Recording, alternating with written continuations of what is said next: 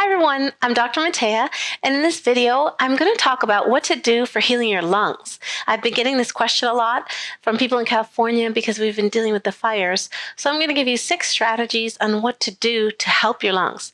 And this can apply for any condition that the lungs are having a problem, whether it's acute, like an infection, like bronchitis or pneumonia, or pollution, you live in a polluted city, or you smoke, or you quit smoking and you're trying to heal the lungs from that. All of these can benefit you. So number 1, the first thing I do is take herbs. Herbs, I take them in the form of a tincture, and herbs can heal the lungs.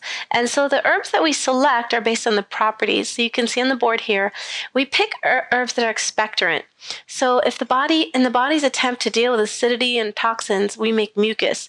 And when it accumulates in the lungs, it's uncomfortable. So things that'll help you to move that fluid and that mucus out are beneficial. So we pick expectorant herbs. And then we want herbs that are antispasmodic, so they calm the tissues down and prevent you from coughing. And then we want anti-inflammatory herbs. And then the last one we want is demulcent, and also ones that tonify and strengthen the tissues. So there's a list of my favorite herbs. There's different ones that you can use, but you can get this. I've made this available now on my website, but you can also just go to the health food store and ask them for a lung formula.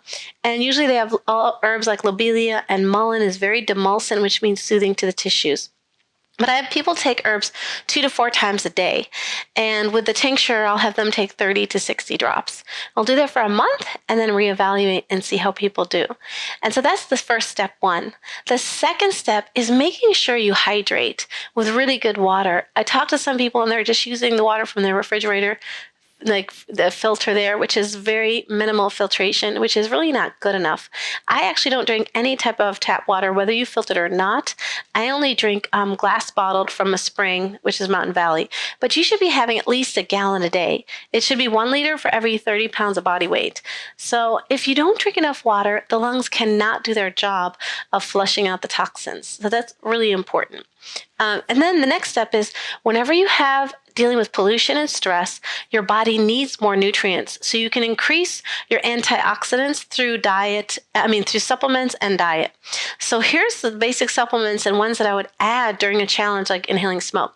So first, I always start with a multivitamin. This is my favorite. It's BioMulti Plus from Addicts. And then Allergy Research Group has the best vitamin C.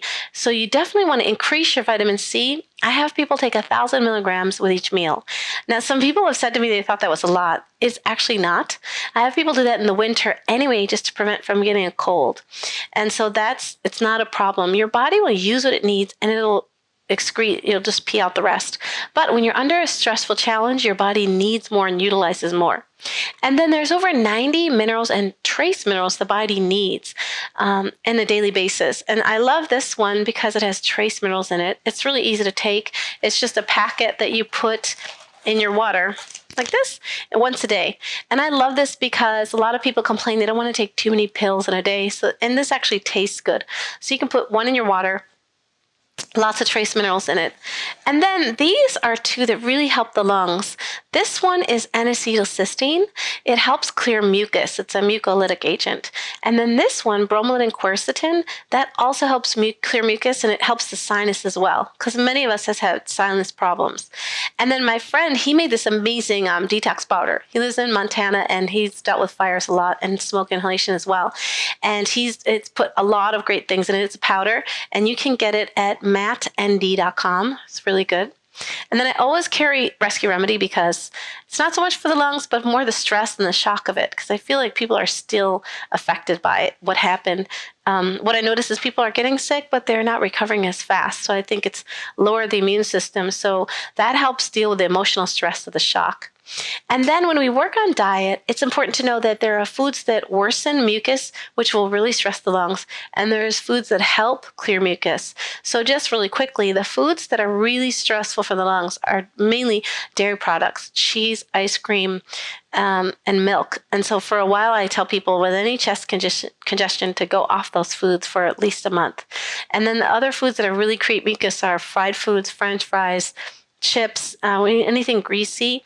Also sugar, coffee, and alcohol. I know it's the holidays, but keep it to a minimum, or now would be a good time to take a break from those foods. A lot of people don't see the cause and effect between when they eat them and then episodes of coughing and mucus and stress. So those just try to cut down. And then the foods that really help clear mucus, this is a daikon radish. It looks like a carrot, but I have people just slice a few slices and have like a 1 inch, several of these pieces with each meal or with lunch and dinner. It really helps to break up mucus, very helpful. Lemons, if you just take like a half a lemon and some water daily, that will help clear mucus. Other radishes, like red radishes, are good. And then also garlic and onions, they do help clear and mucus. And arugula is a salad green. It's a bitter green. I love arugula. You should try it for something different. And that helps clear not just the mucus, but the liver as well. So it really helps the body detoxify. So your diet can dramatically affect how your lungs react, because there's 4 ways that we get rid of toxins in the body. Through perspiration, sweating, that's why we should exercise every day. Through urination, that's why we need to hydrate. Through the bowels and the liver, so that means we should be having 2 to 3 bowel movements per day. And through respiration, the lungs. So if any of the other routes of elimination are not optimal, it'll stress the lungs. So I always work on the whole body, not just one organ. And then lastly, I love using essential oils for any condition. And there's 3 essential oils that I really use for the lungs. The number 1 lung oil is hyssop. It's very potent, very powerful. It's a little stronger than eucalyptus, but I make a chest rub. And then I'll use 3 oils together. So hyssop first, eucalyptus, and then lavender, because lavender is just calming and soothing. Plus, eucalyptus and hyssop are very earthy smelling, and the lavender kind of softens that. So I'll mix those together in a dish with just whatever carrier oil. I prefer olive oil, or I like to use as a base. This is a lymphatic blend that I made. This is really helpful for cleansing the lymphatic system, which is our sewer system, which helps get rid of toxins. Especially, I have people put this on their neck and their chest. And so a chest rub helps the body, the essential oils that are medicinal, penetrate into the bloodstream and help purify the body.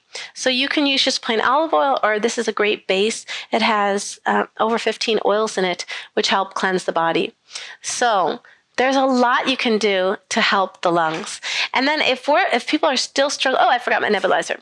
This is a nebulizer. It's usually used for prescription medications, for steroids or things like that, for asthma and lung conditions. But you can also just put antioxidants in there. And I have a lot of singers that I treat, and they'll use this with just saline in it to hydrate their throat. But you can also use glutathione. You only use injectable solutions in there. You can't put like spring water. You have to use an injectable, but that antioxidant goes into the lungs and helps purify from whether you're smoking or cigarette smoking or dealing with the smoke from pollution. That's another great way to get medicine into the body. And then if people are still struggling, I do intravenous glutathione and or ozone. Ozone is amazing for clearing the lungs. The first time I injected it, I could instantaneously feel myself breathing better, and I was really, really shocked.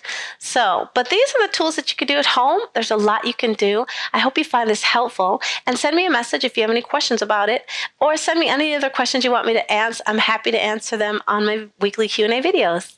Thanks for watching.